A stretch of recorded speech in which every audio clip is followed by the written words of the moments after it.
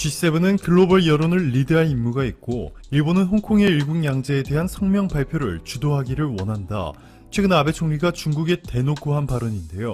반면 트럼프 미국 대통령을 향해서 2주간 격리를 각오하더라도 미국에 가겠다 라 발언하며 미국을 상대로는 안쓰러울 정도의 조공 외교를 펼치고 있습니다. 반면 한국은 일본처럼 중국을 버리고 미국을 절대적으로 신뢰하는 너무나도 단순하고 극단적인 외교 대신 수출 비중이 가장 높은 중국과 미국 사이에서 어느 국가도 자극하지 않은 채 대한민국의 국익을 극대화하는 방향에 초점을 맞추는 고도의 전략을 이어가고 있습니다. 이렇게 차별화된 외교 전략 덕분에 드디어 한국에 엄청난 기회가 찾아왔죠. 최근 중국이 코로나19 사태로 엉망이 된 경제를 살리기 위해 앞으로 5년간 48조 6천억 위안, 하나로 8,200조 원을 투자하겠다 밝혔는데요. 싱하이밍 주한 중국 대사는 이와 관련해서 한국에 커다란 기회가 될 수 있다 전했습니다. 중국이 8,200조 원이라는 천문학적인 규모의 자금을 모으기 위해서 재정 적자 규모를 늘리는 동시에 특별 국채를 발행하겠다고 밝혔는데요. 주요국들의 GDP 대비 정부 부채 비율을 보시면 일본이 238%로 세계에서 가장 높고 미국 107%, 유럽 84%, 영국 80%, 인도 70%에 비해 중국은 51%에 불과합니다. 한국은 이보다 더 낮은 37% 미만이죠. 이렇다 보니 중국과 한국은 코로나19와 같은 위기가 닥쳤을 때 큰 부담 없이 과감한 경기 부양 정책을 펼칠 수 있습니다. 싱하이밍 대사는 중국이 5G, 인공지능, 빅데이터, 정보통신, 그리고 첨단 기술 분야의 인프라 구축 사업을 포함해서 올해에만 8조 위안, 우리 돈으로 1350조 원 규모의 투자에 나설 예정인데 중국의 이전 사업들과는 다른 수준의 시장 개방성을 약속했습니다. 또한 싱 대사는 최근 시진핑 국가 주석이 발표한 하이난 자유무역항 건설 계획을 살펴보면 인력뿐만 아니라 상품과 자금의 자유로운 이동이 보장된다. 절대 다수의 상품이 관세 면제 혜택을 받을 것이다. 한국 기업들이 하이난에 와서 사업을 영위하기 바란다 전했습니다. 시 주석이 천명한 하이난 자유무역항 건설 총체 방안은 2025년까지 무역과 투자 자유화를 기반으로 전반적인 체계를 수립하고 2035년까지 인력과 자금 그리고 물류의 자유로운 이동을 가능하게 만들어 2050년까지 세계적인 자유무역항으로 키우겠다는 것인데요. 이를 위해 하이난을 무관세 지역으로 지정하고 하이난을 방문한 관광객의 면세 쇼핑 한도를 10만 위안, 약 1,700만 원으로 대폭 확대하기로 했습니다. 대표적인 무관세 지역으로 명품 브랜드를 상대적으로 저렴하게 구매할 수 있었던 홍콩의 관광산업에 상당히 위협적인 계획이죠. 이뿐만이 아니라 첨단 기술 기업이 하이난에 회사를 차릴 경우 법인세를 무려 15%나 감면해주기 때문에 17%로 세계 최저 수준의 법인세를 통해 수많은 글로벌 기업들을 유치했던 싱가포르도 비상이 걸렸습니다. 하지만 일각에서는 중국의 하이난 자유무역항 건설 계획이 애초에 홍콩을 대체하는 것을 목표로 하는 만큼 중국의 제안을 신중하게 고민해봐야 한다는 의견도 나오고 있습니다. 자, 그런데 여기서 한 가지 확실한 점은 중국이 8,200조 원이라는 천문학적인 자금을 쏟아부어 중국판 뉴딜을 시행하는 과정에서 한국 정부와 한국 기업들에 적극적으로 대박 기회를 제공하고 있다는 것이고, 이 제안은 일방적으로 중국이 한국에 퍼주는 형태가 아니라 오히려 중국이 한국의 도움을 받는 기회라는 것이죠.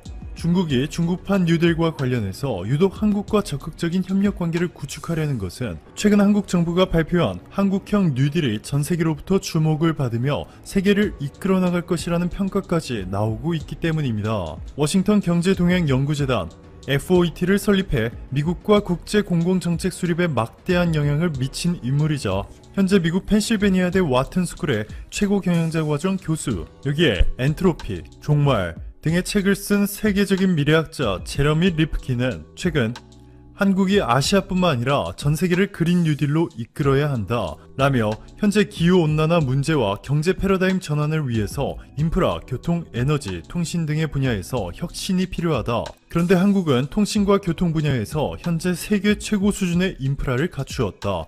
한국의 그린 뉴딜이 본격적으로 추진되면 한국이 세계 제3차 산업혁명을 주도하는 국가가 될 수 있을 것이다 전했습니다. 현실이 이런데도 일본은 최근 한국을 향해 매일같이 막말을 쏟아내고 있습니다. 일본의 아소다루 부총리는 한국과 같은 취급하지 말아라. 일본의 방역에는 강제력이 없다. 민도, 즉 국민의 수준이 다르다 라는 도를 넘는 발언까지 서슴지 않고 내뱉었습니다.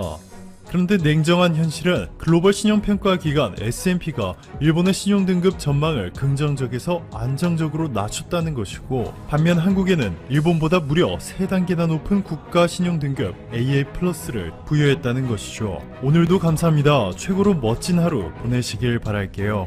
코로나19를 계기로 한국의 위상은 분명 달라질 것이다. 넥스트 노멀. 포스트 코로나 시기에 한국은 세계를 주도할 모든 조건들을 갖췄다. 지구상 최고의 미래학자로 불리고 있는 짐 데이토 교수의 최근 발언입니다. 짐 데이토 교수는 중요한 것은 언제까지나 미국이 세계적 흐름을 주도할 수 있는 것은 아니다. 지난 50년의 미국과 앞으로 50년의 미국의 위치는 분명 달라져 있을 것이다. 그 사이에 한국의 위상은 재정립될 가능성이 매우 높다 전했습니다.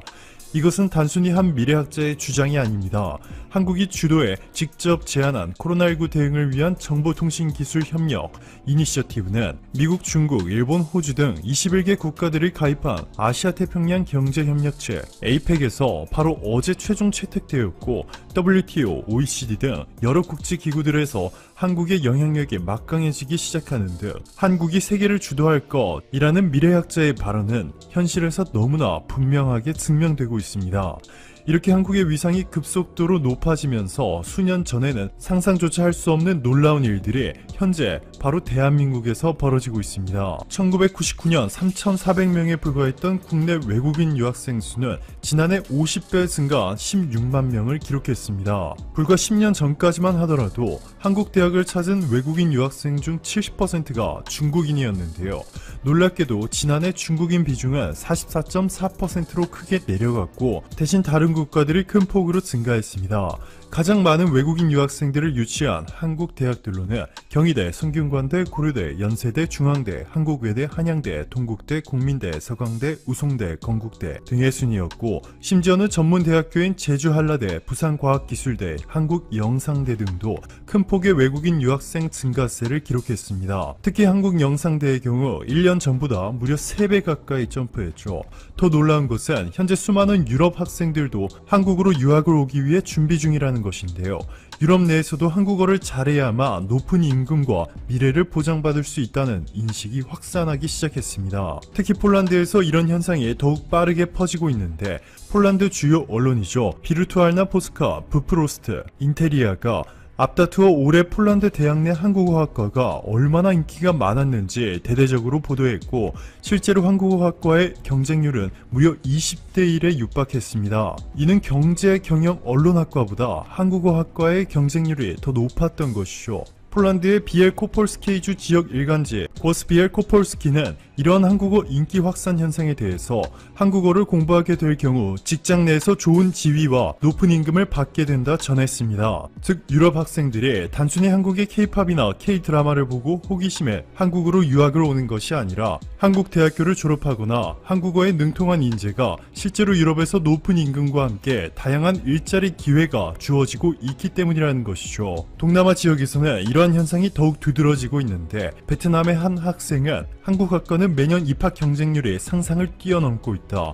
무엇보다 한국학과를 졸업한 학생은 100% 취업이 된다는 점이 가장 큰 인기의 비결이다 전했습니다. 베트남에서 가장 먼저 한국어학과를 설립한 호치민 국립인문사회과학대학의 응유엔 티엔 대외협력부장은 1990년부터 한류 붐으로 한국에 대한 호감도는 매우 높다. 한국 기업들의 진출이 급격하게 늘어나면서 한국어와 한국 문화에 능통한 베트남 노동자의 수요가 크게 증가했다. 한국 기업에 취직하면 베트남 현지 기업보다 2배나 더 높은 임금을 받는다 전했습니다. 미국도 예외가 아닙니다. 미국 현대언어협회가 발표한 자료에 따르면 2009년부터 2016년 사이에 미국 대학에서 중국어 수강생은 마이너스 16%, 일본어 마이너스 5%, 독일어 마이너스 16% 등 대부분이 감소한 추세를 보인 반면 한국어학과만 유일하게 플러스 65%라는 엄청난 성장세를 보였습니다. 영국에서도 놀랄만한 일이 벌어졌는데요.